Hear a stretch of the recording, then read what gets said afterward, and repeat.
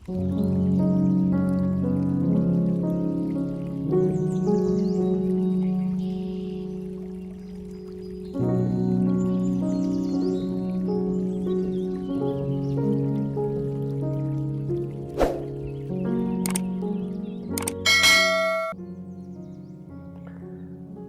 nama Bapa dan Putra dan Roh Kudus. Amin. Bapak, Ibu, Saudara-saudari terkasih, salam jumpa kembali dalam renungan inspiratif Hari Raya Pentakosta berdasarkan Injil Yohanes bab 14 ayat 15 sampai 16, dilanjutkan dengan ayat 23 sampai 26.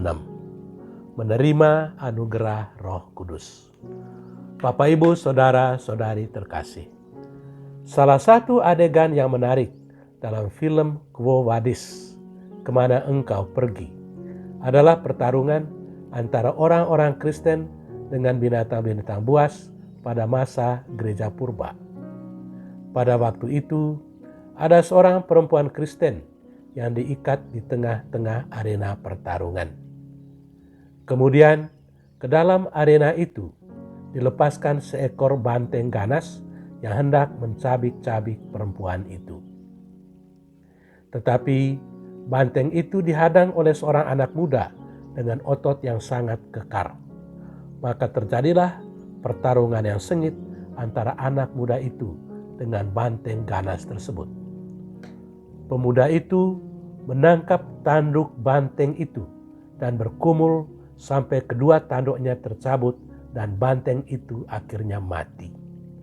Khalayak ramai berdiri sambil berteriak-teriak memberikan pujian kepada anak muda itu.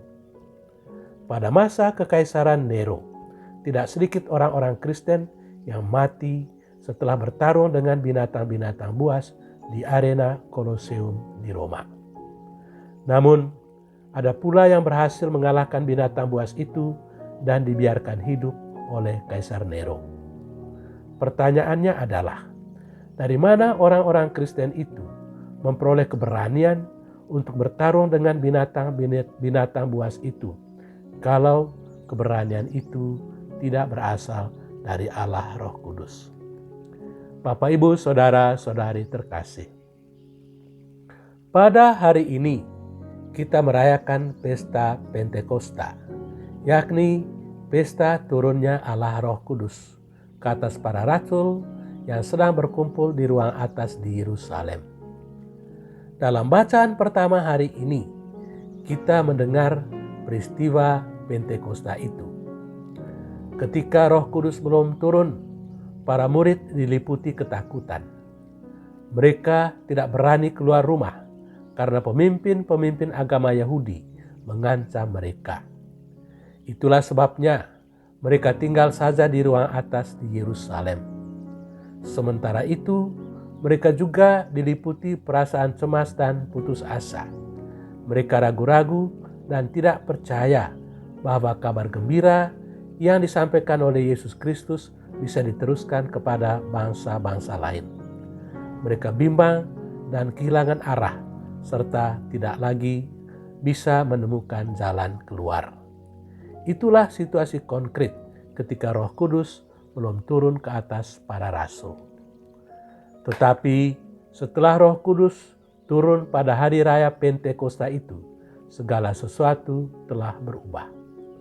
Para murid yang tadinya takut, ragu, cemas, bimbang, dan mengunci diri di dalam sebuah ruangan tertutup berubah sama sekali. Petrus angkat bicara dan menantang para pendengarnya untuk merubah hidup dan menerima pembaptisan. Mereka keluar dari kungkungan ruang atas di Yerusalem yang terkunci dan pergi kemana-mana untuk mewartakan kabar gembira tentang Yesus Kristus yang disalibkan, kemudian bangkit lagi dan kini telah naik ke surga serta duduk di sisi kanan Allah Bapa.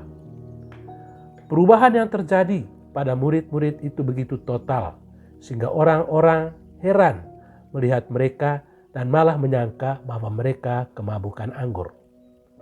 Tetapi dengan khotbah yang berapi-api sambil mengutip teks-teks kitab suci Perjanjian Lama, Petrus menunjukkan bahwa mereka sama sekali tidak mabuk, melainkan karya Roh Kuduslah yang membaharui semangat hidup mereka. Roh Kudus telah membaharui segala-galanya dan semua menjadi baru. Bapak, Ibu, Saudara-saudari yang terkasih, Pentakosta adalah awal yang baru. Pada hari ini, Yesus menganugerahkan kepada kita Roh Kudus. Roh Kudus itu adalah roh kebenaran. Dialah yang memimpin kita kepada kebenaran. Karena itu, marilah kita berdoa supaya roh kebenaran senantiasa memimpin kita untuk selalu berbuat yang benar di hadapan Tuhan dan sesama. Karena kebenaran itu akan memerdekakan kita.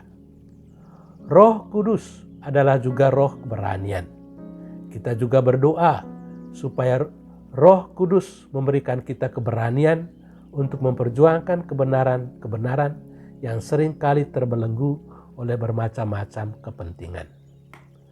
Mudah-mudahan pada pesta Pentakosta ini kita pun dianugerahi dan dipenuhi oleh buah-buah Roh Kudus sebagaimana disebutkan oleh Rasul Santo Paulus dalam suratnya kepada umat di Galatia, yakni sukacita, damai sejahtera, kesabaran, kemurahan hati, kebaikan, kesetiaan, kelemah lembutan, dan penguasaan diri. Galatia bab 5 ayat 22-23. Semoga Tuhan memberkati kita. Amin. Dalam nama Bapa dan Putra dan Roh Kudus. Amin.